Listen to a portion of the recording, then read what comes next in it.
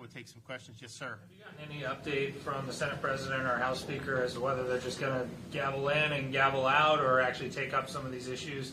And also wanted to hear your thoughts on the Birthright Citizenship executive order being struck down early on in this court battle. Well, so on birthright citizenship, the question is not just birthright citizenship writ large. It's, do people in the country illegally that birth kids, do they get birthright citizenship? Because I would imagine the majority of people in this room got citizenship by birth. Your parents are American, you're born on American soil, you don't have to fill out paperwork, you're a citizen when you're born. That's the way, and I don't think anyone's questioning that in respect to American citizens.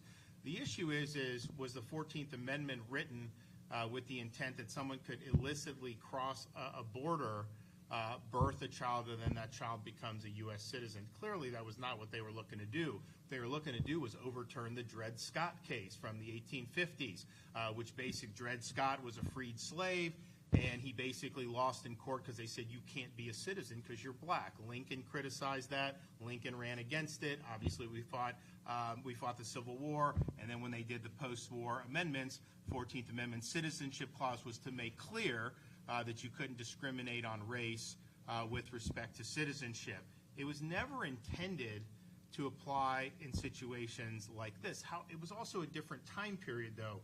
We didn't really even have a lot of immigration then, so they probably weren't even thinking about it. But clearly we know that most of the judges are going to be hostile to the Trump executive order, because you're taught in law school that it doesn't matter, you can parachute in, birth tourism, and do it, and somehow that's fine. That's what they teach folks.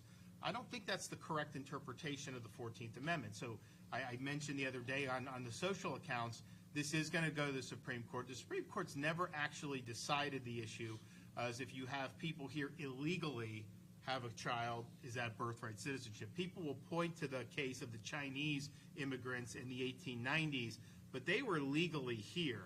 And I do think that distinction matters. And then they said the child of the legal immigrants was birthright. But birth tourism, where people just come from a foreign country with no connection to here, have a child, and it's a citizen, that is not what that was anticipated to do. So it's going to end up in the Supreme Court. And I think the question is how many votes are there to kind of reevaluate that historical, although I think wrong, understanding that people have been taught in law schools over the years that somehow it doesn't matter, you can parachute in from anywhere you want, and that's what birthright citizenship is. That was not the intent of the 14th Amendment. That was not how it was originally understood, and it's created a huge negative incentive for people to come. And there is a birth tourism industry, but it also helps facilitate illegal immigration, because if people think if they can just get here, have a child, then it's kind of an anchor, and then they can never be sent away. And so I think it's created a lot of problems. So it's going to work its way up. I don't know how many votes on the court to reevaluate it.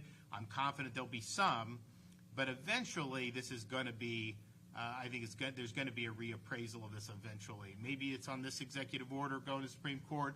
Maybe after a couple new justices are put on. Who knows? There could even be a constitutional amendment. But most people look at that, and we're one of the few countries, I think there's only a handful that have anything like this. Most other countries do not do it, and I think it's created a lot of negative incentives here in the United States. Yes, sir.